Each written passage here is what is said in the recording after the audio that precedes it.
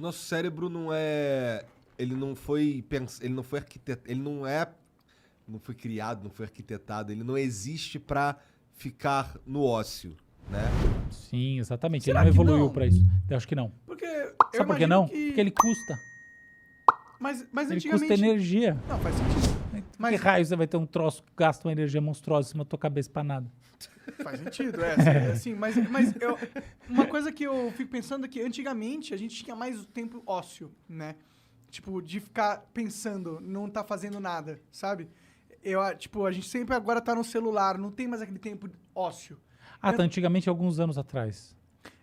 Eu Porque há imagino... 1000 anos atrás, eu acho que não, hein?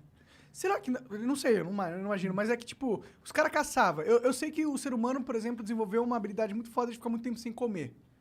Porque existiam momentos que eles não conseguiam comer.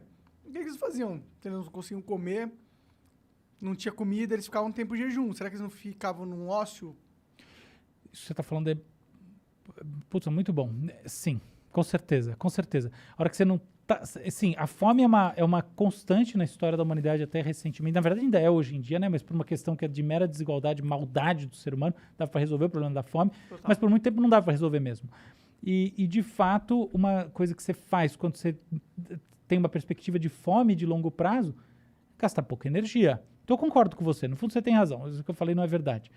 Mas tem uma coisa sobre o cérebro que é interessante, né, que é o outro, que é o contraponto, que é o seguinte: o cérebro se degenera conforme você exercita pouco ele. Então tem alguma coisa biológica te colocando num alinhamento para você fazer uso. O cérebro não é aquela coisa que você, tipo assim, putz, eu usei uma calça jeans 5.000 vezes, putz, agora tem que jogar fora. Não, é o contrário. Você vai exercitando e ele se torna mais resiliente. Com certeza, não. Então tem um sinal aí de que é bom usar. Não, com certeza. Na verdade, o meu argumento é mais que acho que a gente chegou num momento da sociedade, e por causa da tecnologia, dos celulares e tal, que a gente tá usando muito o nosso cérebro, mas com pouca coisa produtiva. Concordo E aí, inteiramente. eu acho que talvez isso não tenha um efeito bom. Isso tem um efeito muito ruim.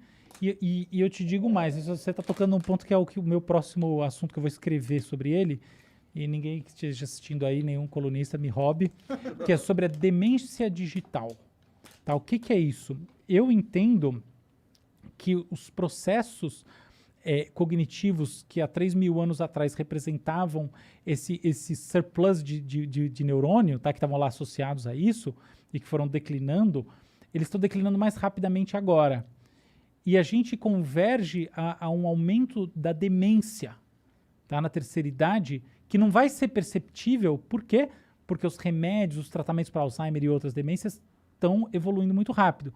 Mas, vamos dizer assim, esses tratamentos precisam ter muito maior eficácia. Então o negócio vai declinar, sim, do ponto de vista do que poderia ser. A gente não vai perceber porque os remédios estão avançando junto, por causa desse esforço.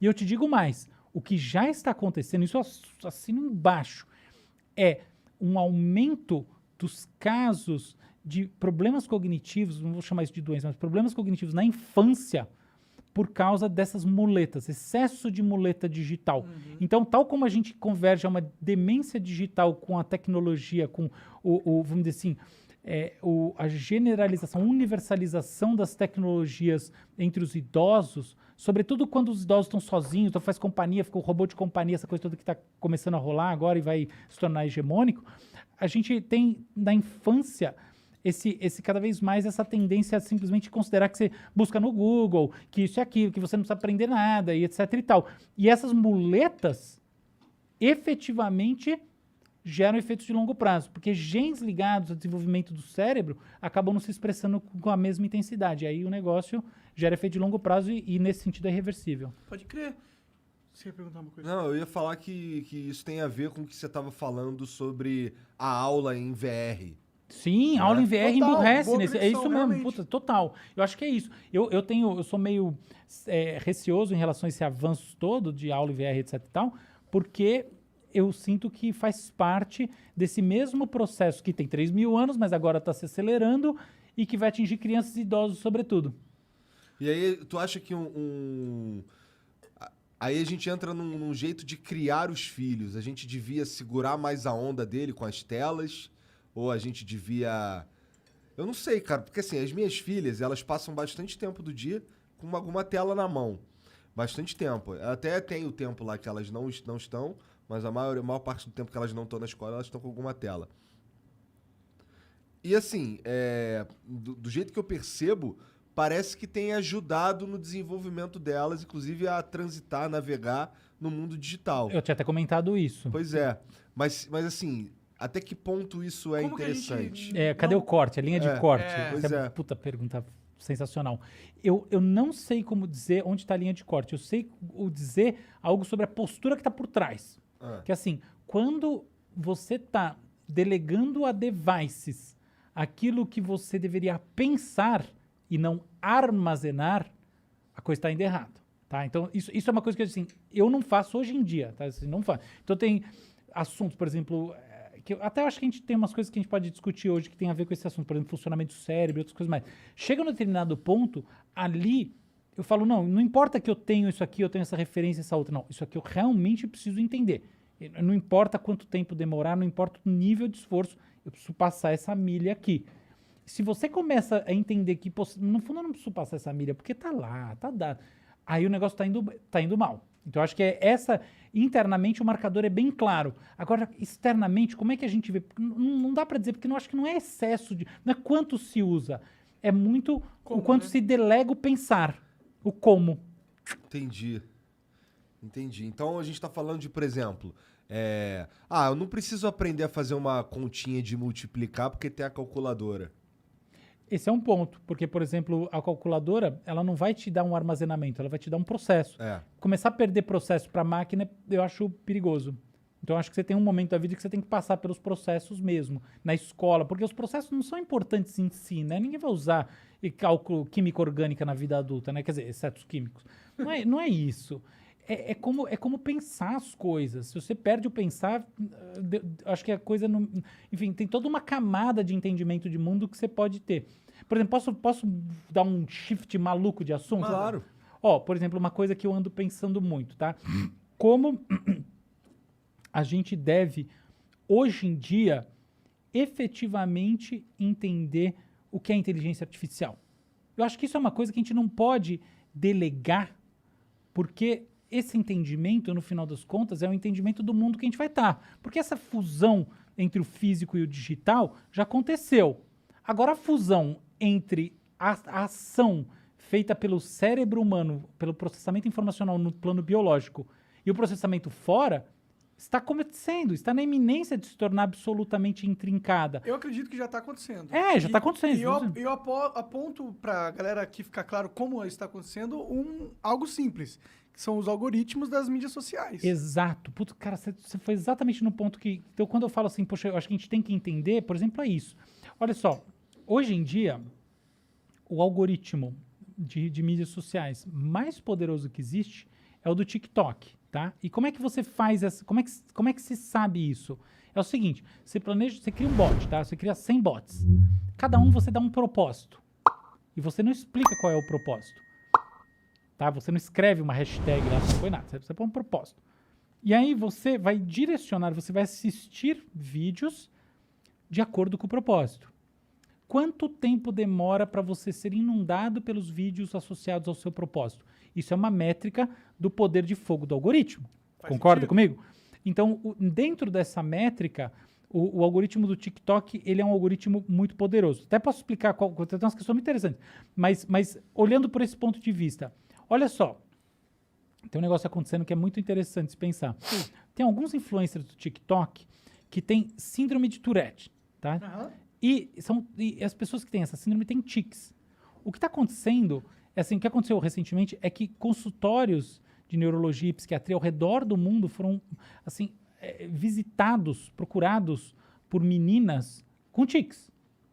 E elas estavam tendo tics que ninguém conseguia explicar, porque são vários tics ao mesmo tempo. Não é assim que a síndrome de Tourette ela avança.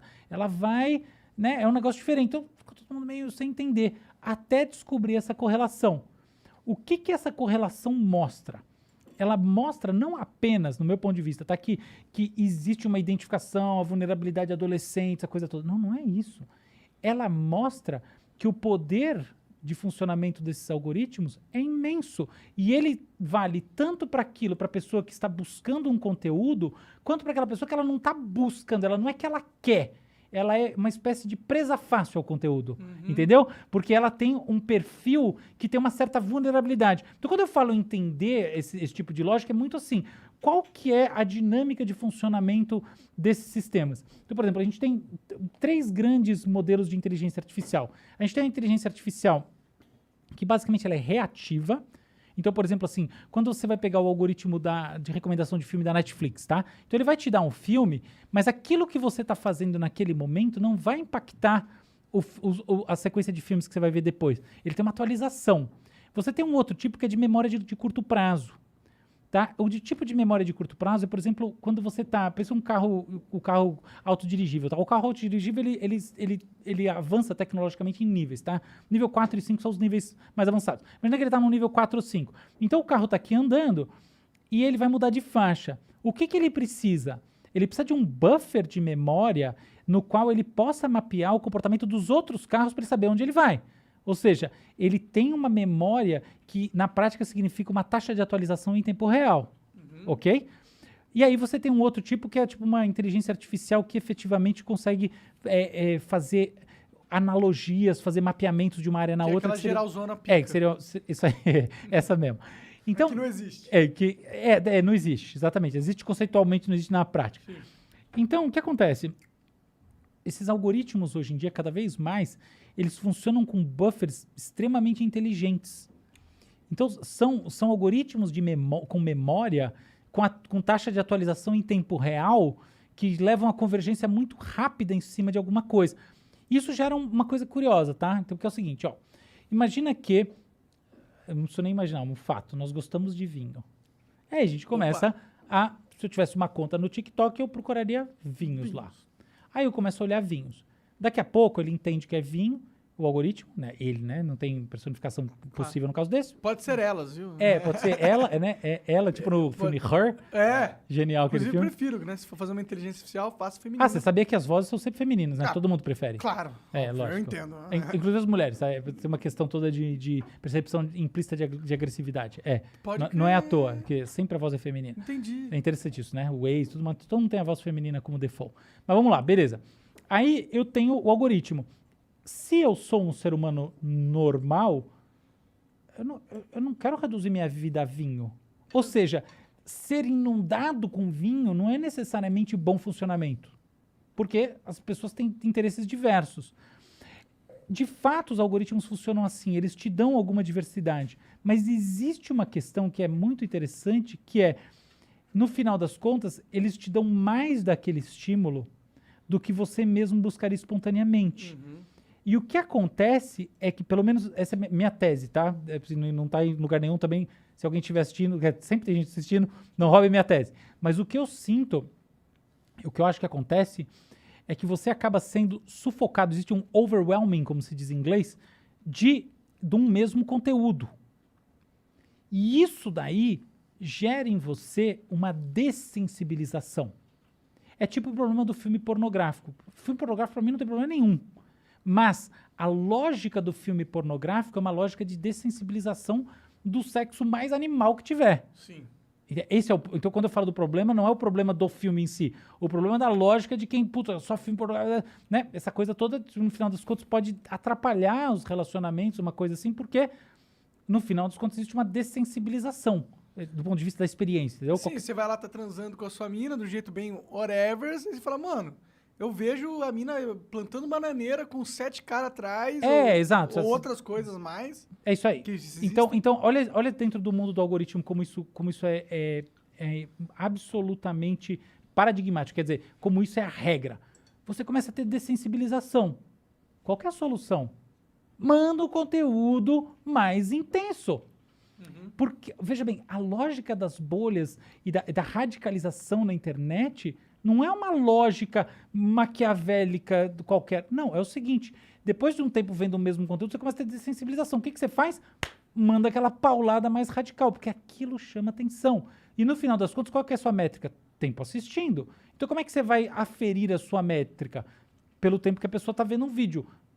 que ela vai ver mais? Aquilo que chama atenção, não necessariamente aquilo que ela gosta. Então ela começa a ser tomada, do ponto de vista da sua atenção, pelo caráter extremo do estímulo.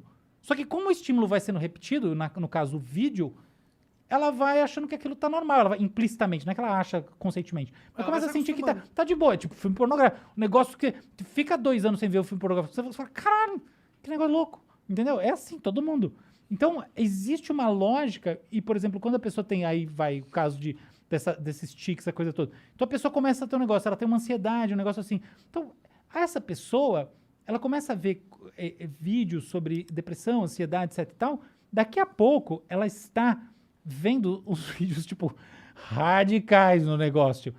E é óbvio que ela começa a naturalizar aquela experiência e achar que, tipo, o mundo é um lugar que não presta para viver. Então, quando eu falo de entender essas lógicas, tem um pouco isso. Existe uma questão da tecnologia que está armazenando, tá? Então, esse paradigma da memória de curto prazo dentro do algoritmo é absolutamente fundamental para isso, porque ele não está tendo uma taxa de atualização depois da hora que você offline, tá? Ele está tendo a taxa de atualização online em tempo real, mas no final, a consequência prática tem a ver com a maneira como o cérebro funciona, que é você vai tendo desensibilização de estímulos e aí ao longo do tempo você vai precisando ter estímulo mais intenso, que não é que o algoritmo pense, eu vou dar algo mais intenso. Aqui, quando ele dá algo menos intenso, você não clica. É. Tcharam. E acaba exacerbando a radicalização não das polaridades políticas, mas sim do pensamento humano, né? É, exatamente. Exatamente. E isso daí eu acho que traz infelicidade. Porque no final, é aquela história. Se você converge diretamente às pontas, você não tem mais onde ir. Então aí você perdeu um caminho. A graça está no caminho. Total. É o meio do caminho, né? É o meio do caminho que é o negócio. É o Então- equilíbrio, o segredo da vida. Um Muito bom bem. vinho tem que ser encorpado, tem que ser um equilíbrio. Um excelente muito vinho. bom.